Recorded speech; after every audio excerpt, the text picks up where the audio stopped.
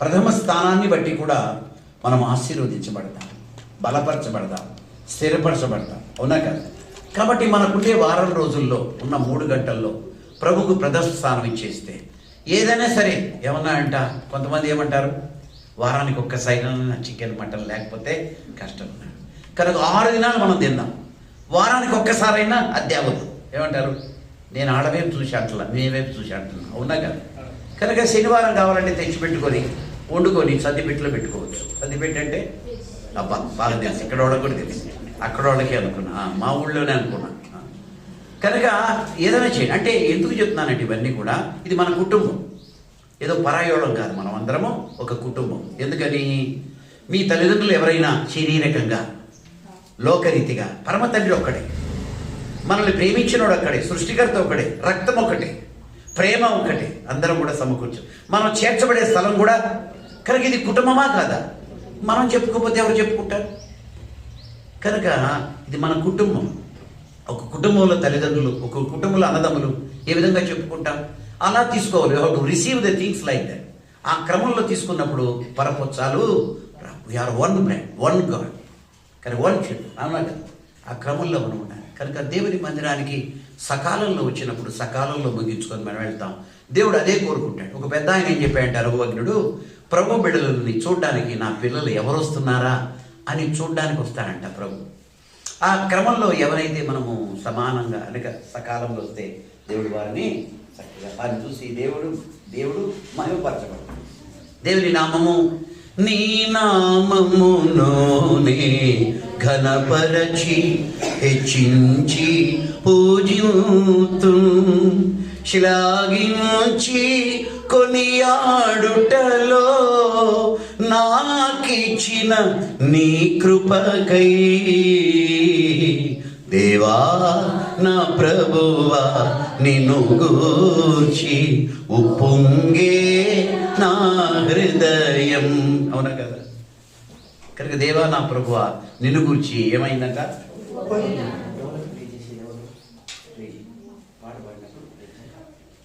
కాబట్టి దేవా నా ప్రభువా నిన్ను గూర్చి ఉప్పొంగే.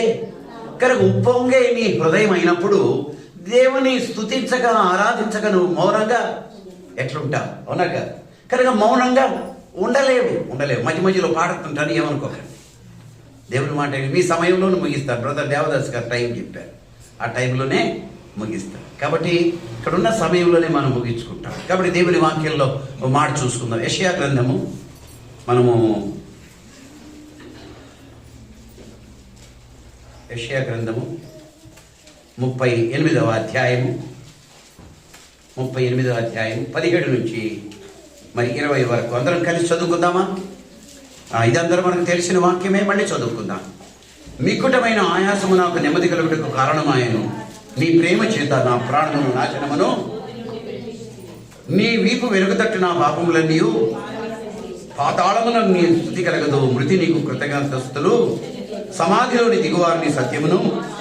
19 అందరం, సజీవులే కదా నిన్ను స్తుతించదరు, ఈ దినమున నేను సజీవుడనై నిన్ను స్తుతిస్తున్నా. తండ్రులు కుమారులకు నీ సత్యమును తెలియజేతురు, యెహోవా నన్ను రక్షించువాడు. మన జీవిత దినములన్నీ యెహోవా మందిరములో తంతి వాద్యములు వాయిద్దుము. దేవుడు తన వాక్యమును దీవించి ఆశీర్వదించునుగాక. యూదా రాజు అయినటువంటి హిజ్కియా తీవ్రమైన వ్యాధితో మరణానికి ఎక్కడున్నాడంట? చేరువలో ఉన్నాడు. 38వ అధ్యాయము యెషయా గ్రంథం 1వ వచనంలో మనం చూసినట్లయితే, తర్వాత దేవుని యొక్క ప్రవక్త యెషయా ద్వారా నీ ఇంటిని చక్కబెట్టుకో, separate yourself, take care of your house whatever you call. నీ ఇంటి వ్యవహారాలను చక్కబెట్టుకో, నీవు చనిపోబోతున్నావు. ఎవరు తట్టుకోలేరు ఈ మాట. అవునా? ఎప్పుడో చచ్చిపోతావు, అది వేరు. నువ్వు చచ్చిపోతున్నావు రేపు పొద్దున కంటే, అది వేరు. కనుక రాజైన హిజ్కియాకు ప్రవక్త ద్వారా దైవోద్దేశాన్ని తెలిపినప్పుడు ఆయన ఏమయ్యాడు? కంగారు పడిపోయాడు, వ్యధ చెందాడు, అతలాకుతలమైపోయింది ఆయన మనస్సంతా కూడా. హిజ్కియా కన్నీటితో ప్రార్థన చేస్తూ వచ్చాడు. యెహోవా తన ప్రార్థనలు మన్నించి 15 సంవత్సరాల ఆయుష్ను పొడిగించాడు, వాగ్దానం చేశాడు. అందుకుగాను యెషయా గ్రంథంలో హిజ్కియా తన యొక్క కృతజ్ఞత గీతాన్ని రాస్తున్నాడు. చదవండి ఎవరన్నా. చక్కగా విపులంగా క్షుణ్ణంగా మరి చదివేవాళ్ళు 38వ అధ్యాయము 9 నుంచి 20 వరకు చదవండి. యూదా రాజైన హిజ్కియా రోగి అయి ఆరోగ్యం పొందిన తరువాత అతడు రచించినది, నా దినముల మధ్యాహ్న కాలమందు నేను పాతాళ ద్వారమున పోవలసి వచ్చెను, నా ఆయుషేషము పోగొట్టుకొని ఉన్నాను. యెహోవాను సజీవుల దేశమున యెహోవాను చూడకపోదును, మృతుల లోక నివాసులైన ఇతను మనుషులను కానకపోదునని నేను అనుకుంటుని. నా నివాసము పెరిగివేయబడెను, గొర్రెల కాపరి గుడిసె వలె అది నా యొద్ద నుండి ఎత్తుకొని పోబడెను. నేయువాడు తన పని చుట్టుకొనున్నట్లు నేను నా జీవమును ముగించుచున్నాను. కాబట్టి ఇక్కడ ఏమిటి? తనలో తన హృదయంలో ఒక రకమైన పోరాటం. రాజే దేవుని ప్రజల మీద రాజు అయినప్పటికీ తన హృదయంలో పోరాటము సాగించబడుతుంది. ఒక్కసారిగా తన కంటి ముందు తన గత జీవితం, ప్రస్తుత జీవితము, కలగబోయే జీవితం ఇవన్నీ కూడా తన మననంలో, తన అవగాహనలో, తన యొక్క హృదయంలో ఏ రకంగా ఉందంటే ఒక అతలాకుతలంగా ఉండిపోయింది. కాబట్టి నేను అక్కడ అట్లా ఉన్నా, మొన్న అట్లా ఉన్నా, నా స్థితి అలా ఉండింది, ఈ స్థితి ఇప్పుడు జరగబోతుంది, ఇవన్నీ కూడా తాను స్థితిని ఒక్కసారి మననం చేసుకుని యూదారాజుని హిజ్కియా రోగి అయి అంటాడు. కనుక రోగం ఏ రోగం ఇది? ప్రతి మానవునికి రోగం ఏ రోగం ఇది? పాపరోగం. కనుక ఇశ్రాయేలీయుడైన అన్యుడైన ప్రతి వారిని పట్టి పీడించేది ఏ రోగము? పాపరోగమే. ఇది జన్మతః వచ్చినదే. ఆది నుండి మానవునికి సంక్రమించుకుంటూ వచ్చిన వ్యాధి రోగం ఇది, పాపరోగం. కనుక ఈ రోగము నుంచి ఎవడు తప్పించుకోలేడు. అవునా? పూర్వకాలమున ఈ రోగమునకు అనగా మానవుడు ఈ రోగాన్ని బట్టి నేను పాపములో పుట్టినవాడను, పాపములోనే నా తల్లి నన్ను. కనుక ఈ పాపపు వ్యాధి అది ఆదిలో ఆదాము హవ్వల ద్వారా ప్రారంభించబడినది మనకు అంటుకుంటూ మనల్ని ఆ క్రమంలో, యోచనలో, మనసులో నడిపిస్తూ ఉంది. కనుక చిన్ననాటి నుంచి నీ ఆలోచన చెడ్డది, నీ బుద్ధి చెడ్డది, నీ క్రమం నడవడిక చెడ్డది. కనుక ఆది నుంచే నీవు చెడ్డవాడివి, చెడ్డదానిలోనే, చెడ్డ స్థితిలోనే ఉన్నావు. అందుకనే భక్తుడు దావీదు బేత్షెబా విషయంలో పాపము చేయగా తన పశ్చాత్తాప్తుడై ప్రార్థన చేసినప్పుడు, దేవా నీ కృప చొప్పున నన్ను కరుణించుము, నీ వాత్సల్య బాహుళ్యం చొప్పున నా అతిక్రమాలు తుడిచివేయి. నేను పాపములో పుట్టినవాడను, పాపములోనే నా తల్లి నన్ను గర్భము ధరించెను. పాపపు బుద్ధి నాది, పాపపు తలంపు నాది, పాపపు వ్యక్తిత్వం నాది. కనుక నేను పాపం చేశా. పాపపు స్థితి మనది. మనము పాపము చేయటం వలన పాపాత్ములం కాదా? పాపములో పుట్టాం కనుక పాపములో పెరుగుతున్నాం. అలాంటి స్థితి. హిజ్కియా కూడా అలాంటి స్థితిగతిలో ఉన్నవాడే. ఏమంటాడు? నేను రోగినై ఉన్నా, అనారోగ్యంతో ఉన్నా. ఆ రోగినైన నన్ను ఆరోగ్యవంతుడుగా చేశాడు. ఎవరు? దేవుడు. పాప కూపములో బడి ఉన్నా నన్ను నీవు చేయి చాచి, చేయి చాచి చక్కగా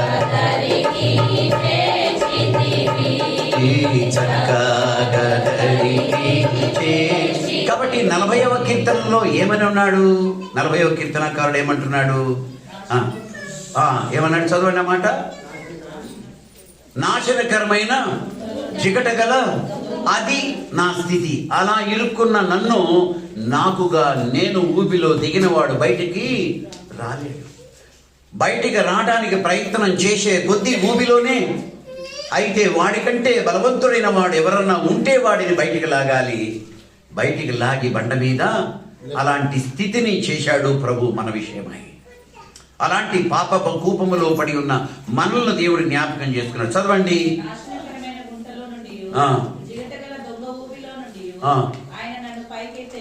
నేను, మనము అందరము పైకెత్తబడిన వారు. నా పాదములు ఎక్కడ నిలిపాడట? బండ మీద నిలిపాడు. బండ ఎవరు? క్రీస్తు మీద నిలిపాడు. అవునగా నిలిపి మనల్ని ఏం చేశాడంట? స్థిరపరిచాడు. ఇక్కడే కాబట్టి 17వ అధ్యాయం, క్షమించాడు, 38:17 చదవండి. యెషయా గ్రంథము. మిక్కుటమైన ఆయాసము నాకు కారణమైంది, నీ ప్రేమ చేత నా ప్రాణమును. నాశనకరమైన గోతిలో దిగిందెవరు? నేను. విడిపించిందెవరు? ప్రభు. ప్రేమించిందెవరు? ప్రభు. కృప చూపింది ఎవరు? దయ చూపించింది ఎవరు? నీది నాది ఏమన్నా ఉందా? యెషయా గ్రంథం 43లో నీ పాపము చేత నువ్వు నన్ను ఆయాస పెట్టావు, నీ దోషముల చేత నన్ను విసిగించావు.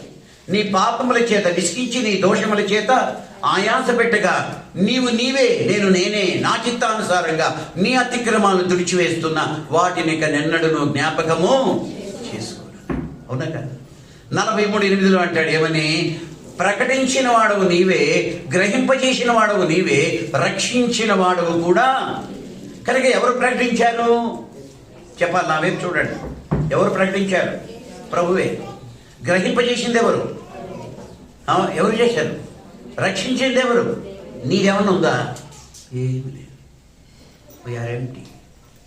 కనుక ప్రకటించింది ప్రయాసపడి పాప భారం మోసుకున్న సమస్త జనులారా అని చెప్పింది ఆయనే.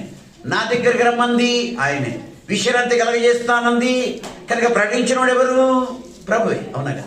కానీ గ్రహింపించింది ఎవరు? ఆత్మ ముద్రనిచ్చి గ్రహింపునిచ్చి లోపడ్డానికి సహాయపడింది ఎవరు? ప్రభువే. అది కూడా మనంగా. రక్షించింది ఎవరు? పాపులను రక్షించుటకు క్రీస్తు యేసు ఈ లోకం వరకు వచ్చిన వాక్యము నమ్మదగినది, పూర్ణాంగీకారమునకు యోగ్యమైనది. కనుక నశించిన దానిని వెతికి రక్షించుటకు మనిషి కుమారుడు ఈ లోకానికి అందించాడు. అవునగా? కనుక ప్రకటించినోడు, గ్రహింపజేసినోడు, రక్షించినోడు కూడా ఆయనే. మనదేమీ లేదు. ఎక్కడ పడి ఉన్నాం? మన బుద్ధులేంటి? కామ క్రోధ లోభమోహ మదమాత్సర్యం ఈర్ష్య కపట ద్వేషం. కామము, క్రోధము, లోభము, మోహము, మదమాత్సర్యము, ఈర్ష్య కపట ద్వేషాలు మనల్ని ఏం పట్టి పీడిస్తున్నాయి? మనల్ని పట్టి పీడిస్తున్నాయి. వదలడాలా? నీ వల్ల కాదు దాని నుంచి బయటపడడానికి. మానవుడు నీతిమంతుడిగా తీర్చబడలేడు. ఒకటి నీతి కార్యాలు ఏదన్నా ఉందని నువ్వు చెప్పుకుంటే అవి కూడా దేవుని సముఖంలో మురికి. అది నీ నీతి, అది నా నీతి.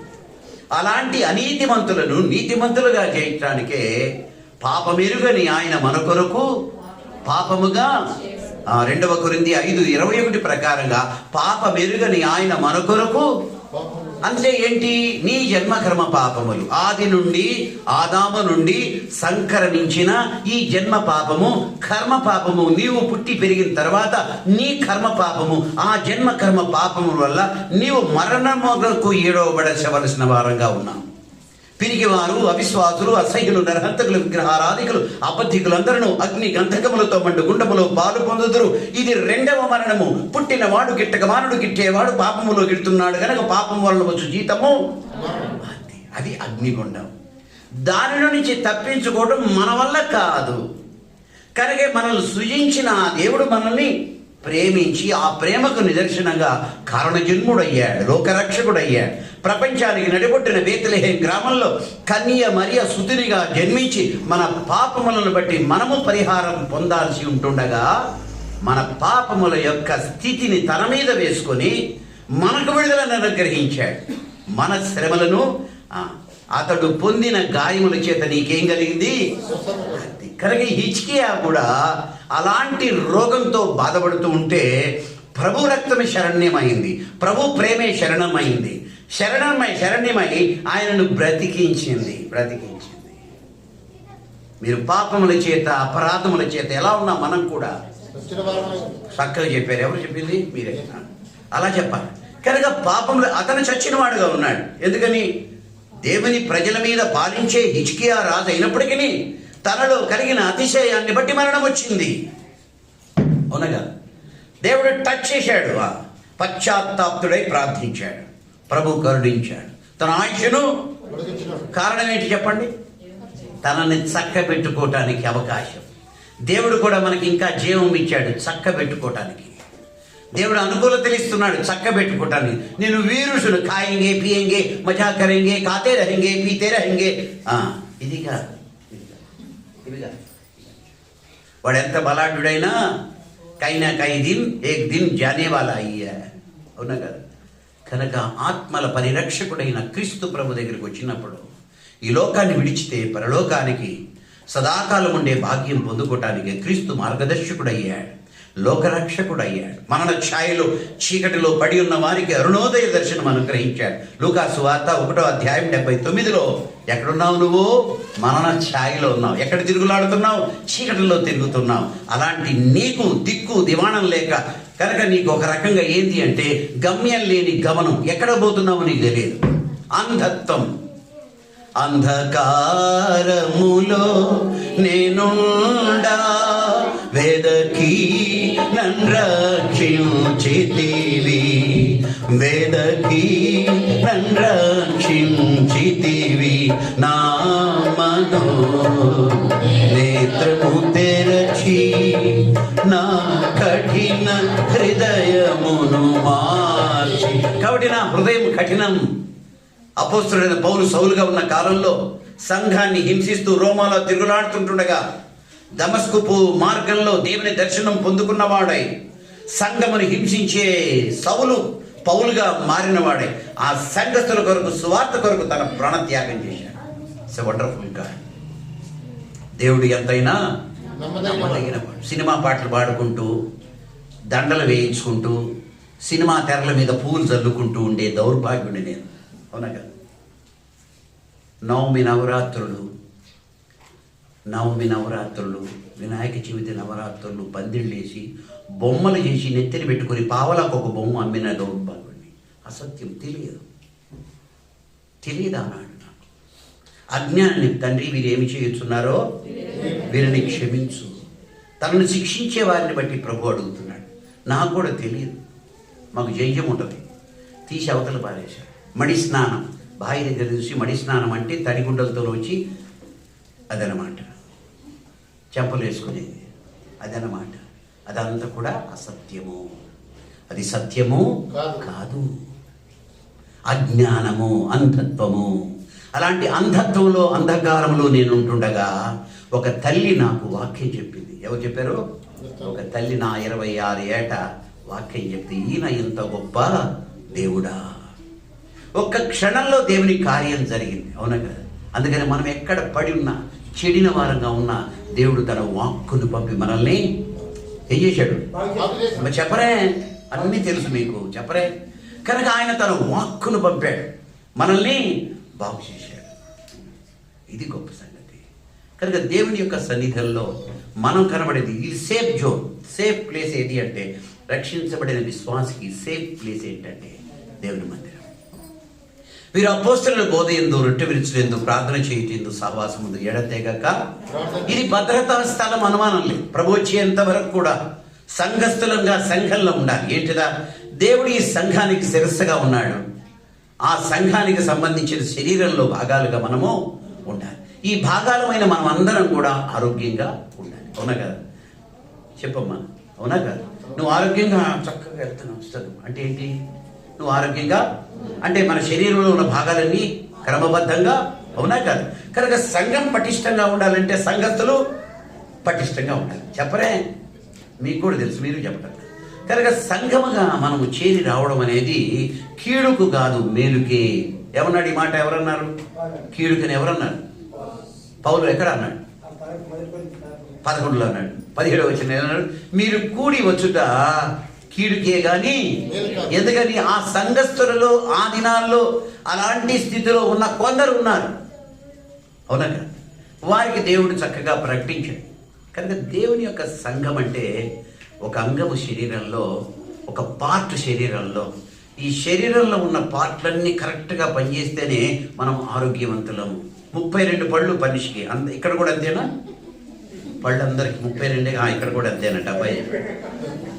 ఒక్క పన్ను పుచ్చిపోయి బాధపడితే ఆ ఒక్క పన్నే బాధపడుతుందా? శరీరం మొత్తం బాధపడుతుందా? భలే చెప్పారు. ఇది భలే చెప్పారండి, బాగా చెప్పారు. కనుక 80 కిలోల శరీరం అనుకోండి, అంటే మీ తూకం కాదు, నాదనుకోండి. 80 కిలోల తూకం ఒక పన్ను పుచ్చితే ఈ శరీరము. కనుక సంఘములోని ప్రతి అంగము ఆరోగ్యంగా ఉండాలా లేదా? ఇది సంఘం. కనుక మన సంఘం అనే శరీరం ఆరోగ్యంగా ఉన్నప్పుడు, దైవికంగా ఉన్నప్పుడు, దేవుని యొక్క శిరస్సు అనగా ప్రభువు శిరస్సు ఆరోగ్యంగా, కనుక తండ్రి యొక్క కుమారుని యొక్క ఆదేశం, శిరస్సు ఆదేశం మేరకు శరీరము, ఇది తీసుకో, ఎవరిచ్చారు ఆదేశము? శిరస్సు ఇచ్చింది, అవునా కదా? ఇది తీసుకొని తాగు, ఎవరు యాక్షన్ ఎవరు చేశారు? ఈ చేతులు ఎవరి దేంట్లోవి? అది సంగతి. శిరస్సు ఆదేశానుసారంగా సంఘం ఉన్నప్పుడు సంఘము క్షేమంగా సంఘమొక్కటి సార్వత్రిక సంఘమనేడి సంఘమొక్కటి. పాత పాట పాడలేము ఇప్పుడు, మార్టిన్ గారితో సరిపోయింది పాపం. ఇప్పుడు పాటల ఇది చాలా కొంచెం కఠినంగా ఉంటుంది, పదాలు కూడా కరెక్ట్గా పలకాలి. అది చాలా క్లాసికల్ ట్యూన్ అది, అవునా కదా? చక్కగా ఈ సంఘం ఒకటే, సార్వత్రిక సంఘము ఒకటే. నువ్వు ఏ జాతి, ఏ కులం, ఏ భాష నాకు అవసరం లేదంటాడు ప్రభు. ఎవరు? నాకు అనవసరం. ఒకే జాతి, ఒకే మతం, ఒకే కులం, ఒకే మార్గం, ఒకే రక్తం, ఒక రక్తం, క్రీస్తు రక్తం. కానీ ఇక్కడ దేవుడి వాక్యం 1 గంటలోనే ముగిస్తాను దేవస్ గారు, ఏ వరకు లేదు, కాస్త అటు ఇటు అవుద్ది, అడ్జస్ట్ చేసుకుందాం. ఎందుకంటే కొంచెం ప్రారంభంలో లేట్ అయింది కాబట్టి. కనుక హిజ్కియా పలికిన మాటను బట్టి సజీవులే కదా నిన్ను, ఈనాడు నేను సజీవుడనై నేను నిన్ను స్తుతిస్తున్నాను. మరణ పాశములు నన్ను చుట్టుకొనకుండా నీ ప్రేమ చేత నా ప్రాణమును నాశనకరమైన గోతిలో నుంచి నన్ను రక్షించాం అని సంగతి చెప్తాడు.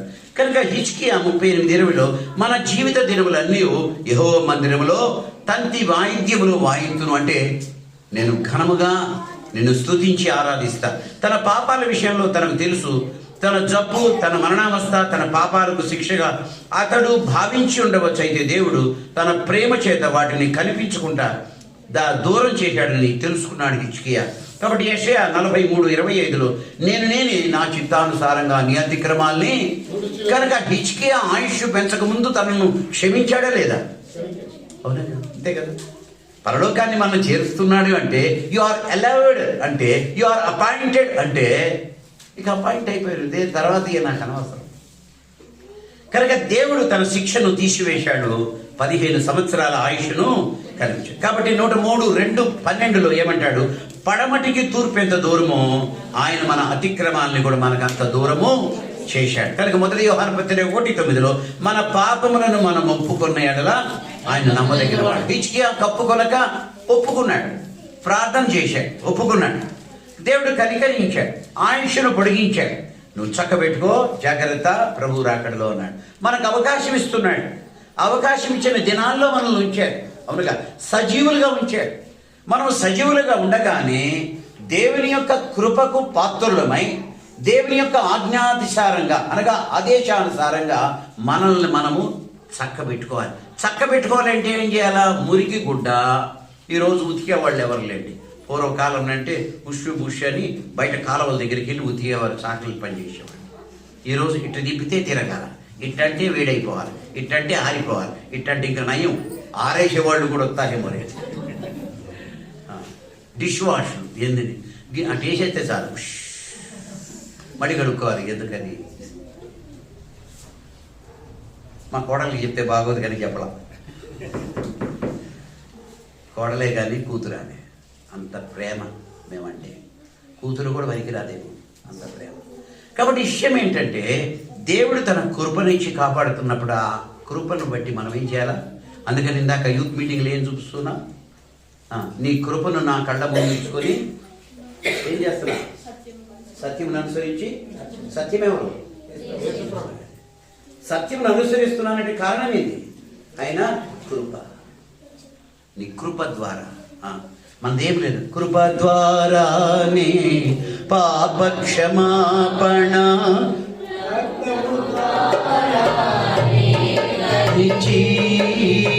కృప ద్వారానే పాప క్షమాపణ.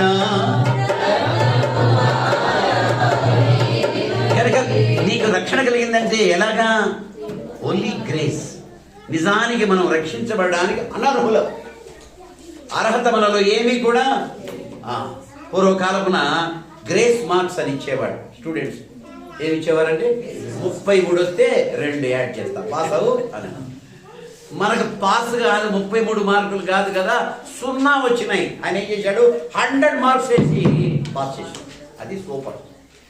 ప్రభు చేసిన కార్యం అది. అవునా కదా? అనర్హులం మనం. కనుక అలాంటి నిందలు, అలాంటి బాధలు, అలాంటి అక్రమైన జనంగా ఉంటుండగా నీ పాపముల చేత విసిగించిన, దోషముల చేత ఆయాస పెట్టిన అయినా నేనే నా చిత్తానుసారంగా నీ అతిక్రమాలు తుడిచివేస్తున్నా వాటిని ఇక ఎన్నడను చెప్పండి ఏం చేయను. మనం అట్లా చేస్తామా? 3 ఏళ్ల క్రితం అక్క ప్రేజలాడి చెప్పలా, పోయి తీసి 3 ఏళ్ల క్రితం స్థలం కూడా చెప్పుద్ది ఎక్కడో.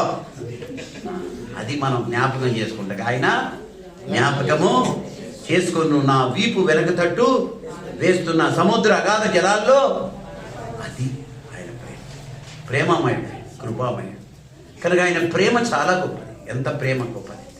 మొదట ఆయన మనల్ని ప్రేమించాడు. కనుక ఆ ప్రేమ చేత మనం సమకూర్చబడి హిజ్కియా ఏ రకంగా మరణ రోగం వచ్చి చావనయింటుండగా తాను సరి చేసుకోవడానికి అవకాశం ఇవ్వగా 15 ఏళ్ల తన ఆయుష్ పొడిగించగా తన ఇల్లు చక్కబెట్టుకొని దేవునికి ఇష్టడై ఉన్నాడు. కాబట్టి మనం చూసినట్లయితే 33:1 కీర్తన చూసినట్లయితే నీతిమంతులారా యెహోవాను బట్టి ఆనందగానము చేయండి. కాబట్టి 63:3 నీ కృప జీవము కంటే ఉత్తమం, అంటే నీ అనుగ్రహము జీవిత కంటే శ్రేష్టము. 116వ కీర్తన 12-14 రక్షణ పాత్ర చేత పట్టుకొని నా మృక్కుబడి అతనికి చెల్లించేదనంటాడు. కనుక ఎఫ్సి 2:1 మీరు మీ అపరాధముల చేత చచ్చిన వారమై ఉంటుండగా మిమ్మల్ని క్రీస్తుతో కూడా ఏం చేశాడు? ఆయన బ్రతికించాడు. కాబట్టి ఎఫ్సి 5:2 ప్రకారంగా క్రీస్తు మిమ్మల్ని ప్రేమించి పరిమళ వాసనంగా ఉండటానికి మన కొరకు తన్ను తానే దేవునికి.